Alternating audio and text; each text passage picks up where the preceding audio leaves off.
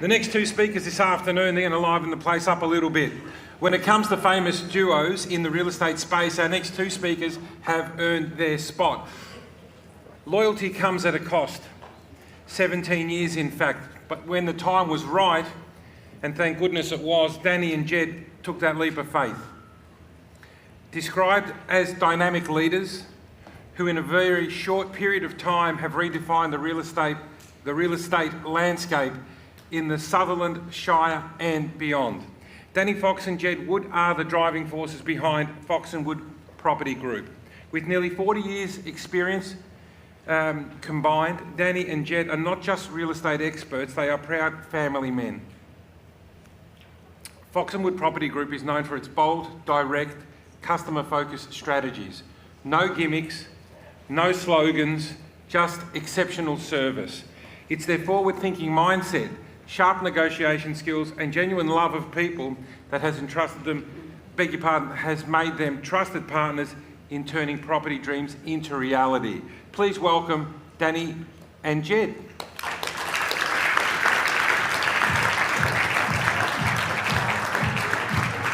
Thank you, lads. I'll give you that. Terrific. Well done. Rightio, far out. We don't even do listing presentations together now. Here we are up on stage at Black Salt. What a time to be alive. Mate, it's good. You know what, is Chris still in the room? He told me this morning in the gym that he was going to run overtime, so he was prepared. All right. So, a little bit about us. Where did we come from? Jed and I have both had the exact same career trajectory. The same thing as Shane and Jamie, who's just about to embark his journey with us. We both came into the industry at 17 years old, 17-year-old dead shit, just needed a job, needed something to do, and from there it kind of escalated. The company that we worked for before we started Fox and Wood, so we both worked together, we had a really good pipeline of actually getting you through every stage of the real estate journey. So it was, you're a junior to start with, so delivering contracts back in those days, washing cars, getting coffees, all the things that no one really wants to do. Remember putting up for sale signs, like with the old that was a corporate? nightmare. Star posts. I'll never forget putting a star picket through a water meter. That was really good. So we've kind of done it all. Like from there, it was a transition into a junior property management role, senior property management, going into a sales creation role, then a sales assistant, and then finally into sales. And that's kind of where the journey stopped. And that would be, how long would you say, kind of transitioning through there? I don't know, I started at that company in 1998 and left in 2020.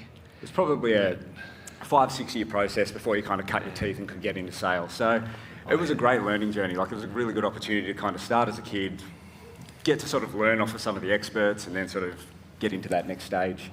But coming into COVID, it was, I suppose, a crossroads for us where there was only so far that we could go within that company, and it wasn't necessarily that we wanted more, but it was just we wanted change. Like Jed and I would spend a fortune coming to conferences like this. Yeah. We'd come back into the company director's office and want to say, like, you know, we've just seen the most incredible technology, or we've just seen the best way to do something. Let's make it happen. And it'd be like, yeah, just fall on deaf ears. It was just such a frustrating thing to be. Yeah. In a room like this, you write down 15 great things, you narrow it down to 5 that you want to implement, you take it to a director and you just couldn't actually do anything. So that was kind of the catalyst for us starting Fox and Wood. Is there anything you want to add to that, mate? I know, just remember the nights, like or the days we'd be first in the office, we'd be last to leave, we'd be absolutely flogging ourselves with massive days, we'd be running the role play sessions before our sales meeting, then someone would come in and hijack it, and we'd be like, oh, that bloke again, he never comes to training, and then he wants to hijack our role play sessions. We'd, if anyone knows of web books from when Lee Woodward introduced that was a massive thing that we wanted to introduce, and it only took 2 years, but we finally got there. So, yeah, I suppose maybe we'd outgrown the environment that we were in. We became the big fish in the small pond, and the evolution of now starting Fox and Wood, we're the small fish in the big pond. So taking the leap of faith. So, I've got the notes on this slide. So it's pretty interesting, you know, we're in lockdown and Danny and I just decided to talk every day, and we're like, well, there's got to be a better way. And whether it was me, whether it was Danny, we're like, okay, well, maybe we should start our own business. Maybe we should just do like something called Fox and Wood. And he's like, yeah, I'll do it if you do it. I'm like, fuck, all right, let's do it. Very little thought went into that as well. Like I had a newborn baby at the time, mortgage, the works, very little in savings, and we were just like, fuck it, let's just do it. Yeah. And then like the world, the universe and how it works, all the vibrations, Mark McGill, who's not in the room, he just started up his own company. And so I'm on Facebook and I'm looking at Mark McGill and Instagram, and he looks awesome, he looks sick. And I'm like, wow, if Mark can do it. Like he left a really cozy spot. And so I called him and said, congratulations. And he's like, you know what, you should do it too. And he goes, you know what, I'll get Manos to call you. I go, no, I'll call him. And then about 10 minutes later, Manos called me. And he's like, I heard you were going to start your own company. We'd love to help you. And we're like, all right then, fair enough. Maybe we can talk about it. Don't really like change too much, so we'll just investigate it. And then Danny and I just started talking, kept on talking about it. This is all within the space of like 48 hours. And then the hammer came down. Our wives found out about it. And they're like, you got to do it now. There's no turning back. Like, they were really on board with it. And that was it. There was no turning back. And one of the things, like, there's just one of the, there's real key moments within your life. I remember sitting in on a Zoom meeting within Agents Agency. And Rick Rushton was on the Zoom, and it was this weekly training session. Everyone else had been so supportive. And he suggested that you write yourself a letter during COVID, fast forwarding it 5 years, and what you learned from COVID, what you benefited from COVID. And I wrote myself that letter, and I wrote myself a letter saying that I started my own business. It's absolutely kicking ass. I'm happier and healthier than I've ever been. And I haven't opened the letter yet, but I'm pretty sure I know what's coming, so all good. So anyway. All right, so knowing what you want.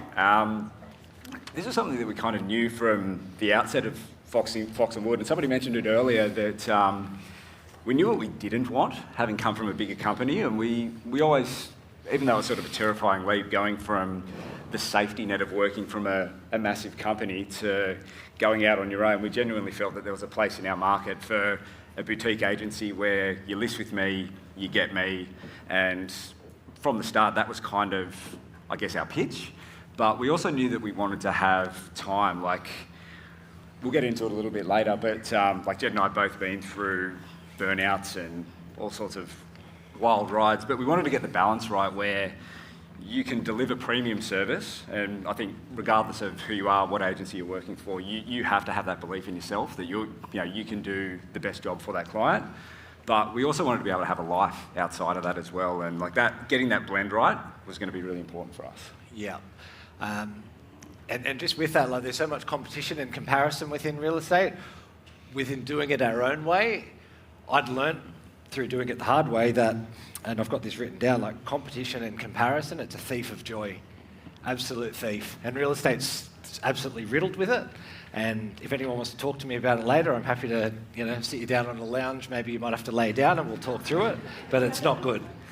It's like you can go through a whole day of just absolutely grinding it out. You get home from work and your partner says to you, what'd you list today? You're like, nothing. What'd you sell today? Nothing. I'm like, fuck, what'd you go to work for? And then you jump onto social media and there's like a 20-year-old kid that's listed a $5 million property and he's doing like 10 deals a month, and you're like, what's wrong with me? Like, how does that happen? So comparing yourself to other people, it's a killer. Like, as much as Lisa uses social to her advantages, there's some pitfalls to it as well, and getting caught up in that comparison, it can be a killer. Just focus on what you're doing. I love this quote up here as well, and this comes from Manos. Volume is vanity, profit is sanity.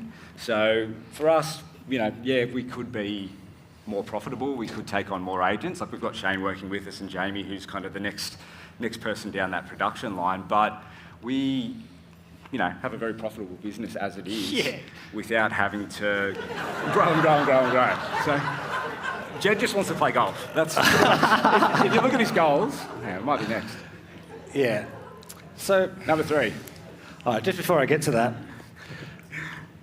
we'll talk about branding in a minute, but we've got 2 very cosy hoodies up here, and there's a prize for whoever can answer a question, answer that a I question. ask when I'm ready to ask it, and whoever asks the best question throughout.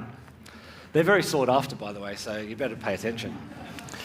But using the things that are made available to you. When I physically was in the room down at a golf club, coincidentally, with Manos and the agent's agency, I'm going through my first black salt booklet, and I've come to this page, and my top 5 for the next 12 months. And I actually got sick of setting goals because I would work myself to the bone and make myself a bit sick with it.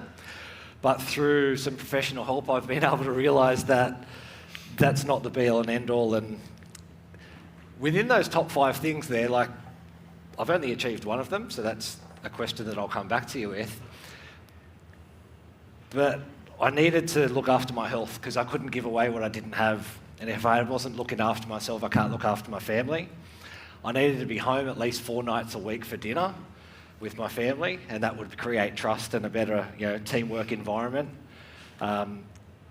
Funnily enough, golf is up there, and I wanted to have a handicap of 3. Financial security and freedom. There's nothing better than when you're in an appointment and you really can't be asked dealing with this particular person, just to call it and say, look, mate, hey, lady, whoever you are, whatever you identify as, you're not for me. It's a hell of a moment. And rather than setting $1 million GCI target, I just set it at a figure that I knew I was going to be happy at. And I was going to be able to live the life that I thought was probably more in line with my intrinsic value. I get upset when I talk about it, but our eldest son is 13 now. And my first Father's Day, I was in hospital because I was so sick with the competition, the comparison, the goal setting, the striving, the thriving, and working ridiculous hours to please people that couldn't give a rat's ass about you after the deal's done. So anyway, who wants to have a guess at what goal I actually achieved this year? No, I wish. GCI, congratulations. You've been up on stage, you can't have all the fun. You said it first, did you? All right, I wouldn't argue. You win. What's up? So moving on, the other thing that we wanted to do when we started the business was to try and think outside of the box. And Jed and I had both been working in the same business previously for about 20 odd years, and it was a really challenging thing to kind of get outside of that. Look at me, I'm number one. Most sales in the area, all that sort of stuff. And coincidentally, my wife had a background in marketing and branding and journalism and that side of things, and she kind of got us thinking outside of the box as far as just talk how you talk, but do that in your advertising. And it was kind of a terrifying leap of faith at first, because we were like, you can't say that. You can't talk like that, can you? You can't say that you're not number one. You just can't. And reluctantly, we kind of followed her lead. Mate, credit to your wife. She tells it how it is. She goes, you're all wankers anyway. Yeah. I love her. She knows that. She knows. But this is just a couple of examples of our marketing. So it's like, want to know what your property's worth? Let's chat. Just give us a call. Dream home this way. We just want to try and look that little bit different from everything else that's out there in the marketplace. It's not huge differences, but just something that stands out and that's maybe memorable. Fox and Wood are in the house. That's our open home signs. It's just, seriously, it's so simple, but it's just...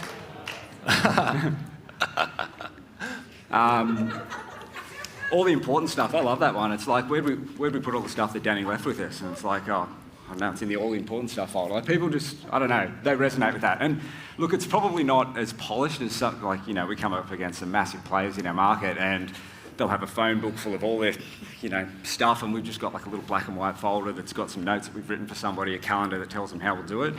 But we have the right followers.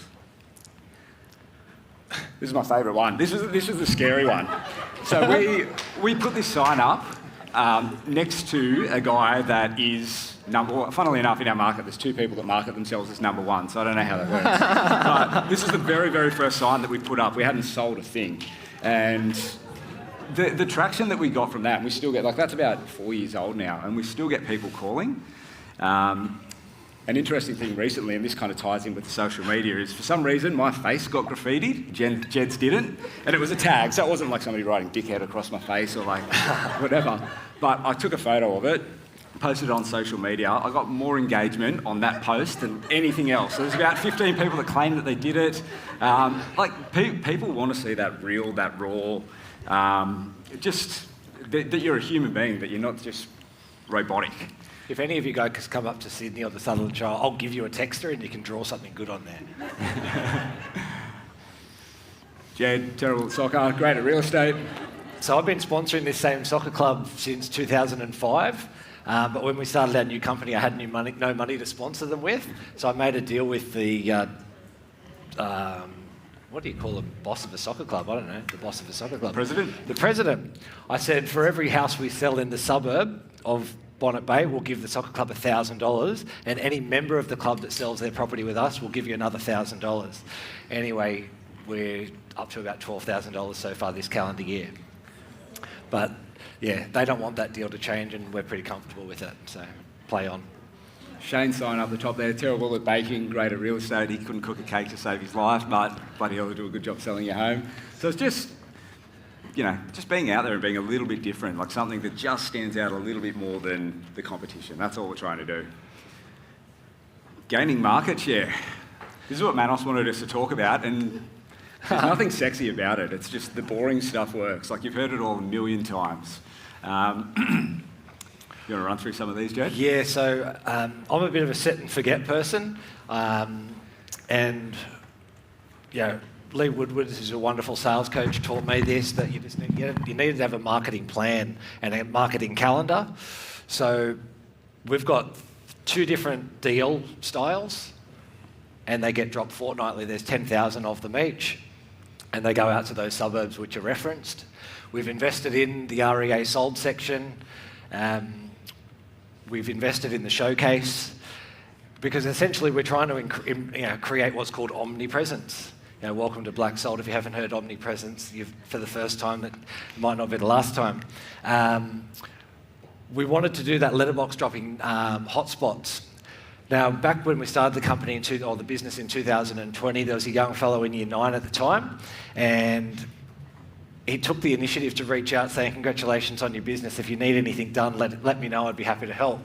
Now, I said thank you, let it go for a couple of months, and then 3 months later he reconnected and he said, yeah, congratulations, look like you're doing pretty well. Don't forget, if you want some help, I'm happy to do some deliveries for you. So that young man who was in Year 9 has just graduated Year 12. And I'm getting emotional, for fucking hell. You've been hanging around Manos too long, mate. So that young man's now just finished Year 12, and he starts with us on the 15th of January next year. And he's come to his first real estate conference, so welcome to the room, buddy. But then beyond that, Danny and I take great pride in having our open for inspection signs out first before anybody else. So there was a while there we were doing it between 4 a.m. and 6 a.m. on a Saturday morning. Then I discovered you could do it at 10 o'clock on a Friday night, which is pretty interesting. But rather than read everything off a screen there, we're just using everything that's at your disposal. We use Realtor, and we don't just use one part of it, we use the whole damn thing. It's all layers, right? Like, the more that you can be present in your community, the better. To give you an example, like I was dropping off a banner for a school fair that we sponsored a couple of weeks ago, and I'm walking into the school, I got the banner in a box, like couldn't see what was in there, and I could see these kids looking at me. They're probably 10 years old, and see them like staring at me out of the corner of their eye, and one of them goes to me, "Excuse me." I'm like, "Yeah, mate." He's like, "You're a real estate agent?" I'm like, "Yes, have I been to your house?" And he goes, "No, we see you everywhere. You're famous." And I'm like, a 10-year-old kid that probably got a couple of dollars to his name is seeing our signs. There's absolutely no doubt in my mind that the parents that are in real estate mode are seeing us. Like, we've still got to execute, we've still got to win the business, but just this stuff is all about being on the shopping list. That's it. And so then, life gets really boring as you get a little bit more success or get a few more runs on the board. That's our sales stats for this last 12 months in our Sutherland Shire. We're generally running between 10 to 15 open for inspections on a Saturday, and I take great pride and excitement on the Saturday in advance of every Saturday, trying to figure out the order and sequence of all of our open for inspections that we do amongst the 3 or 4 of us. It's, Jed's a bit of a real estate nerd. Like on a Saturday afternoon, like I'm ready to go home or go for a surf or whatever, and Jed's like sending like screenshots of how we're going to run the open homes for next week and who's got what starting, and it's good fun. Yeah. Results to date. I kind of toyed with the idea of taking this out, but the thing that I liked about this, if you look at, and this sort of segues into the next thing that we'll talk about, but if you look at 2023, 97 sales, so just short of the 100 that we'd set ourselves a target for, and just short of the $2 million. And I think, you know, going back to a different time in my life, like I would have let that absolutely ruin my year, like so close to a goal but not actually getting there, and that would have just eaten me up and just literally ruined the year, where now I look at it, I'm like, fuck, it's a pretty good year for a couple of battlers, like, we've done okay. A couple of ockers. Yeah. We've also grown our property management. When we started the business, we were like, nah, don't want to do it. We outsource as much of that as we can. So there's some really good companies out there that can do that for you. It's like we meet a landlord, sign up the business, look after the marketing, screen for tenants, and then hand it over to somebody that does all the rest in behind the scenes. So we're slowly and organically building that asset, and I don't know, one day we might sell it when we get the shits of it. Learning on the run. Yeah. Watch this space.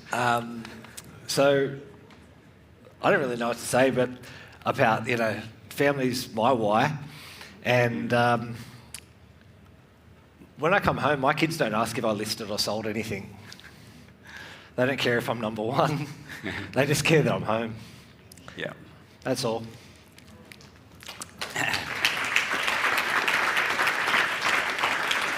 And so has anyone here ever actually, you can put your hand up if you want to, like fully burnt out, like to the point where they're like, I'll throw it in, quit my job, do something that's simple, sell my house, just like I can't take the pressure anymore. Like, Yeah.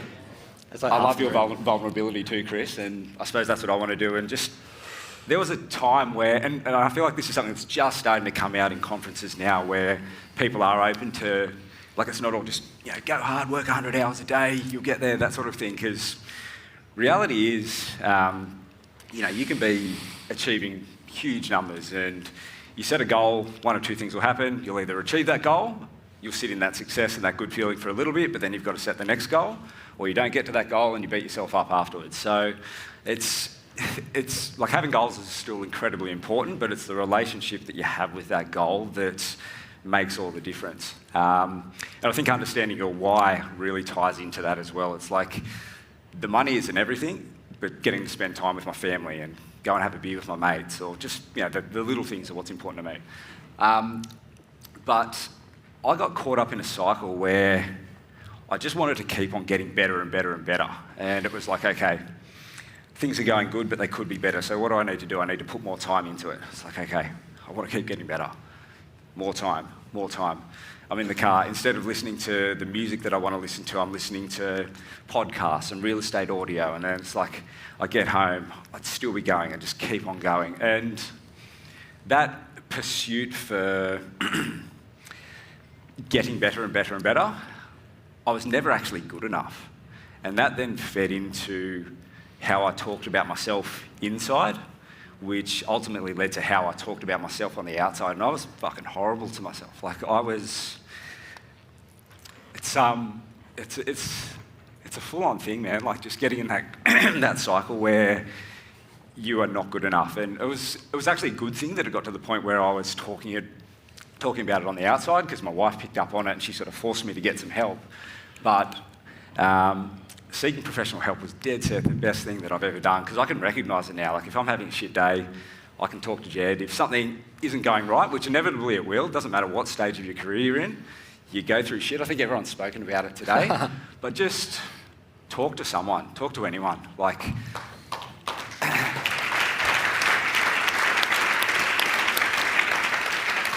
but the main thing my psychologist taught me was just do less. Like, I was doing so much, like from 4 in the morning, literally till falling asleep on the lounge at like 8:30 at night, to then trying to go to bed at 9:30 and being awake from 9:30 to 4 and just repeating that cycle. So unhealthy. Like, it was so unhealthy. And he just taught me to do less. Like it's such a simple thing, and it took a lot of work to actually get to, but doing less changed my life. Like it really made me reassess what was important to me. Take this one. Yeah, I can't remember what I was supposed to say. I don't know, this just reminds me, when we go to appointments or when we're at open homes, we're just normal people. Like this is what I wear every day. I look at that photo and it feels like a different person. Wearing a suit, a bit fat. But like when we're at open homes, like if there's a person that's been looking for like 3 years, we're like, oh, you're still looking? We're just normal people. Like, we've watched people's kids grow up. I'm sure you all have too. Yeah. Well, there's like a lady at the moment, she's looked at, like, she's given the description of her perfect house. And I actually took the initiative and texted her, I've got your perfect dream house, come have a look at it. And then she doesn't reply to my message on Monday. I send her a text today. She replies back, yeah, I'm just not sure, I'm undecided. I'm like, fuck off. Sorry, you're probably not supposed to say that. But we care, but we don't care too much. I can tell by the laughs that every single person in this room has been through exactly the same thing. Just is what it is. Yeah. Yeah. Wait, watch this space. Yeah. But like our I guess, point of difference, like we're very methodical about how we run our open homes. It's like there's always somebody there 5 minutes beforehand. We've got soft music playing. Because we're a small business, we generally know our listings inside and out, and I was going to say the best, probably not quite the best appraisals that you get, like obviously relationship appraisals are going to be the best ones, but getting secret shopped by a potential seller and they've been to your open home and then they call you and they say, hey, we were at your open home, we weren't there to buy, we're looking at selling our property, can you come and have a look? Getting those calls is just amazing. Like, yeah. They've already actually seen you do like a big portion of what they want you to do, so you're kind of getting a head start. If you're just running a good open home, we spoke a little bit about prospecting before. It's the same thing with your open home. Just smile, just be nice to people, just chat. Like, it doesn't have to be complicated. It really doesn't. True that. And we're right on time, Jed. Oh, mate, first out of the whole conference. We've got to get a clap for that.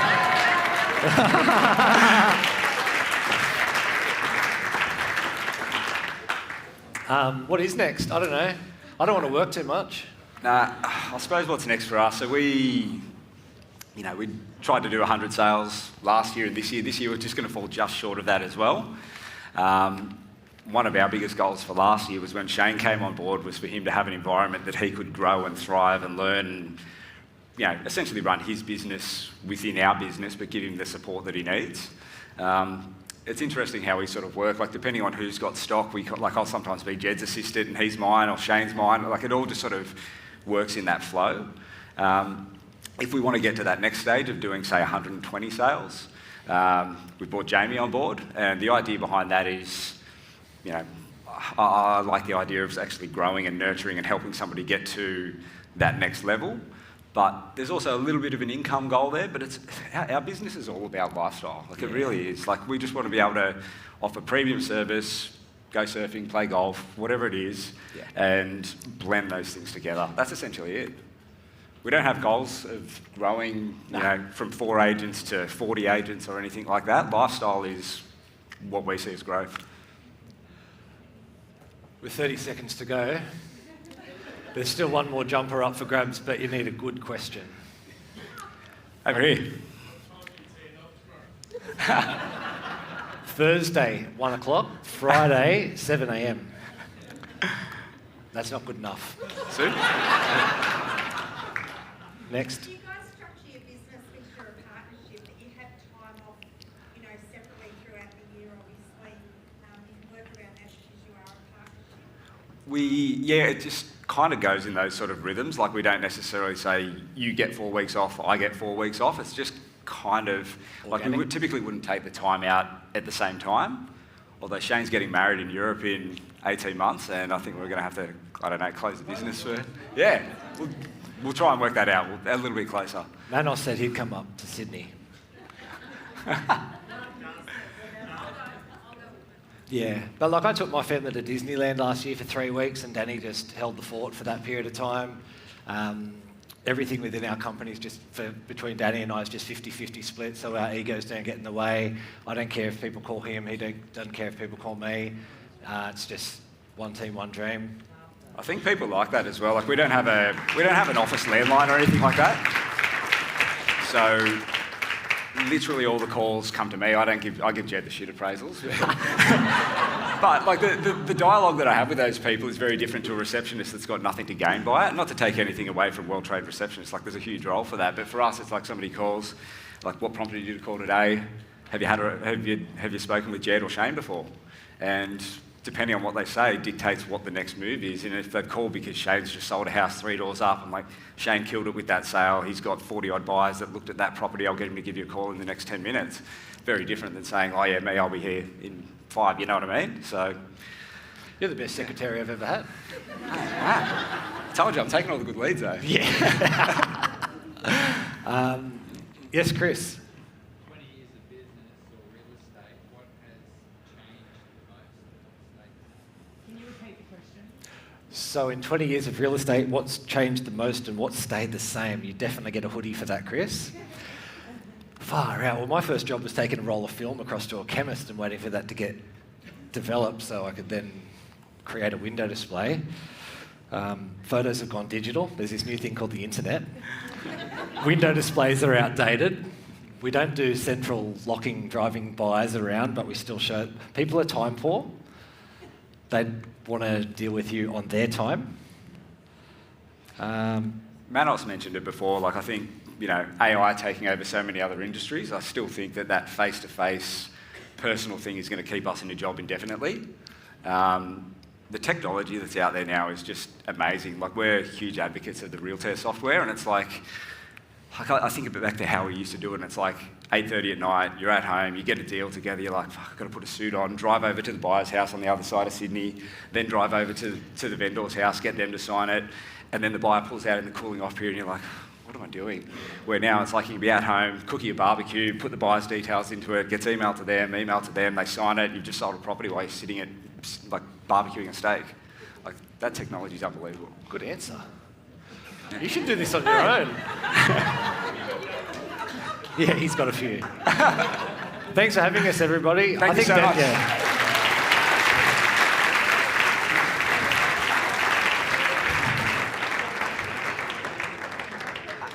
I have a little bit of a problem though after that jumper just got thrown, because I've got to let you know, whilst my business life looks very organised, my personal life can be rather chaotic. And my 12-year-old has said to Santa, yeah, we all know she doesn't believe in that anymore, but keep it up and you get the good gifts. She wants a white fox jumper. Those things sold out weeks ago. I was looking up here thinking Fox and Wood. I could potentially tell her it's the new thing. But I just put a line through it. I'll go Fox and White, you know, anyway, that was great. I've written, again, I love coming to these things. I feel terrible sometimes, Arthur, because I'm getting paid to learn, which is awesome. Oh, you guys thought I came here because I liked you, sorry. But when I'm hearing that, I love, when I saw up on the screen there, guys, and I think there are so many people in the room that are going to benefit from the goals that we saw that were shared, right? I've gone to so many conferences where you see, oh, I'm $1 million GCI, $1 million GCI, right? Gross commission income, GCI. I'm on a mission. I don't care what your GCI is. I couldn't give a shit. I care about your goal commission income, right? What was your goal and did you get it? And if that's 200 or that's 500 or it's 20, or a client that we started working with a number of years ago, we walked in, we asked him, Josh who works with me, we said, what's the goal here? He said, and you guys will love this, he said, the goal is 2 days golf a week. And that was the goal. He wanted to recalibrate everything so that he could go play golf 2 days a week. So I think that was an absolutely fantastic session. Forget the comparison cloud.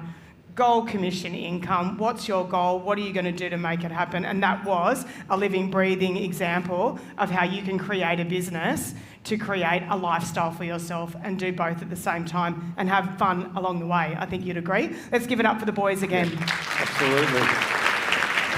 I'll just add one thing to that. Having a bit to do with the boys since they joined us, it's been just fantastic.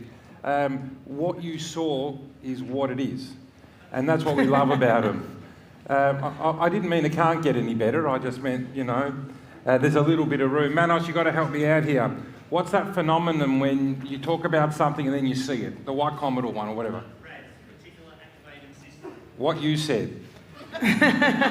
So when the boys came on and they started doing the black and white street sign, and every sale that kept coming through was the black and white street sign. Sue, you're nodding your head, you know what I'm talking about, right? All the ones in our group do. And I was driving through my daughter's hometown of Somerville once, and as I'm driving down the road, I nearly ran off the road. I saw this sign, and there's a street called Foxwood. And I went, are you kidding me? So I did. I stopped, I took a photo, sent it to the boys. I said, boys, you're famous even down my area. So good on them, and they've started something with that. Well done. Just beautiful people. There's 6 books up here. No one's taken a cap except for Spaggy down there. You took a cap earlier, but I've got a dozen caps here and half a dozen books. Please don't forget. Come and take... There you go. Good on you, Em. Wayne, thank you. There's some books here and some caps. Please don't forget. All right. How many? I thought you took all 3. No, I've got loads of these on my bookshelf. I still give them away. I'm sure you got one at home already signed. I do. I have read it. Thank you.